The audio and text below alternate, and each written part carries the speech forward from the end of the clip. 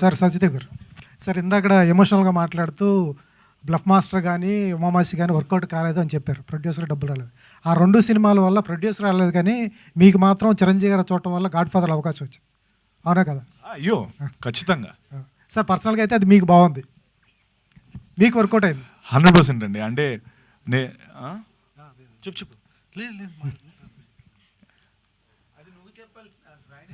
మధ్యలో అప్పుడప్పుడు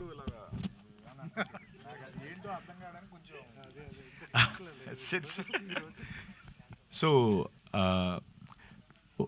మీరు చెప్పింది నిజమండి. నాకు అది ప్రొడ్యూసర్స్కి డబ్బులు వచ్చి ఉంటే నేను అన్న పాయింట్ ఏంటంటే, producers end of the day వాళ్ళు హ్యాపీగా ఉంటేనే కదా నాకు నెక్స్ట్ సినిమాలో, ఇప్పుడు నేను ఆ సినిమాలు చాలా గొప్ప సినిమాలు, చాలామంది మాట్లాడుకున్న సినిమాలు, నాకు చాలా మంచి పేరు వచ్చిన సినిమాలు.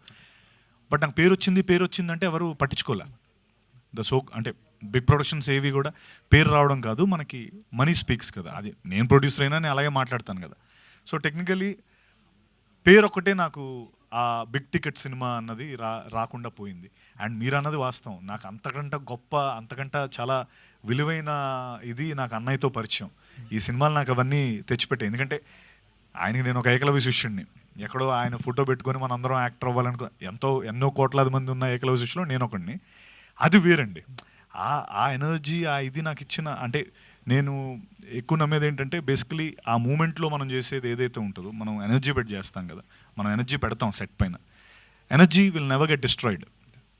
అంటే ఎనర్జీ తాలూకా సూత్రమే, it cannot be destroyed nor created, it only transforms from one place to another అని ఒక ఇది ఉంటుంది.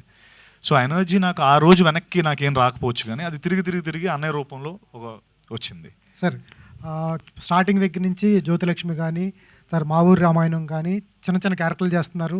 మహేష్ బాబు గారితో సీతమ్మలో డార్లింగ్ కానీ, తర్వాత హీరోగా చేశారు. తర్వాత హీరోగా మారారు, క్యారెక్టర్లు చేస్తున్నారు, వాయిస్ ఓవర్ చెప్తున్నారు, తర్వాత సూర్య గారికి డబ్బింగ్ చెప్పారు, తర్వాత వెబ్ సిరీస్ చేస్తున్నారు, విలన్గా చేస్తున్నారు, హీరోగా చేస్తున్నారు. ఎక్కడ సత్యదేవ్కి ఎక్కడ ఇంత ఇష్టం అంటే ఏంది ఇష్టమైన పాయింటా? నటించడమే చాలా ఇష్టం. అంటే దానికోసం అని చెప్పి లేదండి, నాకు డెఫినెట్లీ అండి ఇందాక అన్నదే,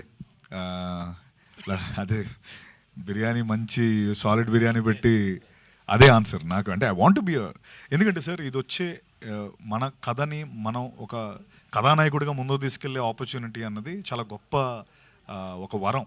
అది వచ్చింది నాకంటే అది నేను ముందర తీసుకెళ్ళాలి తప్ప, ఓకే నాకు వద్దు అని ఎవరైనా, నేనే కాదు, ఇప్పుడు మీరైనా, ఇప్పుడు నేను మీ సంస్థకి మిమ్మల్ని హెడ్ చేస్తానంటే వద్దు నేను ఇక్కడే ఉంటాను అన్నారు కదా, నాకు అంతే.